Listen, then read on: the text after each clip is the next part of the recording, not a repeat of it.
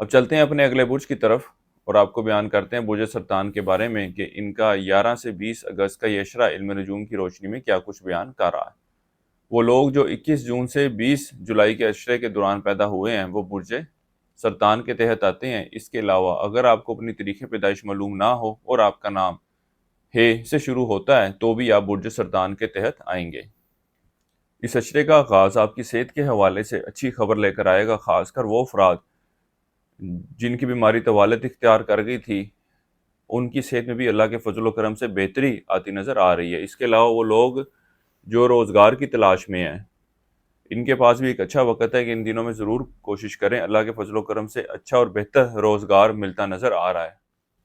اس کے علاوہ اس اشرے کا وقت نوکری پیشہ افراد کے دفتری معاملات میں بہتری لانے کو ظاہر کر رہا ہے۔ وراثتی معاملات کی وجہ سے پریشانی تھی تو اللہ کے فضل و کرم سے یہ پریشانی کافی حد تک دور ہوتی نظر آ رہی ہے۔ کاروبار سے وابستہ افراد کے کام میں بہتری آتی نظر آ رہی ہے۔ پچھلے کچھ دنوں میں جو آپ کو مندی کا سامنا کرنا پڑ رہا تھا اب آپ کی گئی کوششوں کے بہتر اور اچھے نتائج رونما ہوتے نظر آئیں گے۔ اس دنوں میں یار دوستوں کے ساتھ تعلقات میں کچھ خرابی واقعہ ہوتی نظر آئے گی۔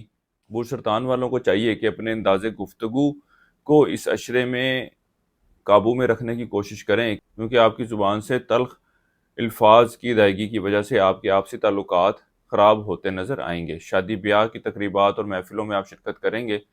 وہ لوگ جو انعامی اسکیمیں، پرائز بونڈ وغیرہ کھیلتے ہیں وہ ان معاملات سے مالی فائدہ حاصل کرتے نظر آ رہے ہیں۔ اس کے علاوہ وہ لوگ جو ڈیجیٹل کرنسی، کرپٹو کرنسی یا اسٹاک مارکیٹ میں ٹریڈنگ کرتے ہیں ان کے پاس بھی ایک اچھا وقت ہے کہ ان معاملات سے مالی فائدہ حاصل کر سکتے ہیں۔ عمر میں بڑے لوگوں سے وابستہ توقعات اور کام ان دنوں میں حل ہوتے نظر نہیں آتے۔ یہ اشرہ آپ کے سیر و تفریح کے لیے جانے کو بھی ظاہر کر رہا ہے۔ وہ لوگ جو بیرون ملک جانے کے حوالے سے اپلائی کرنے کے بارے میں سوچ رہے ہیں ان کو چاہیے کہ اس وقت میں کوشش نہ کریں، کیونکہ یہ وقت ایسا نہیں ہے کہ آپ کے لیے بہتر نتائج لے کر آئے۔ اس عرصے کے لیے ایک وظیفہ آپ کو بتا رہا ہوں، یا اللہ یا شکور۔ ایک تسبیح آپ نے اس کی کرنی ہے روزانہ ظہر کی نماز کے بعد، اور اللہ تعالیٰ سے دعا کریں کہ اللہ تعالیٰ آپ کے معاملات میں بہتری فرمائے۔ اس کے علاوہ حسب توفیق حلوے کا صدقہ کریں۔ اس عرصے کی 7 تاریخ آپ کی 13 اور 18 اگست کی ہے۔ اس عرصے کی نحس تاریخ آپ کی 20 اگست کی ہے۔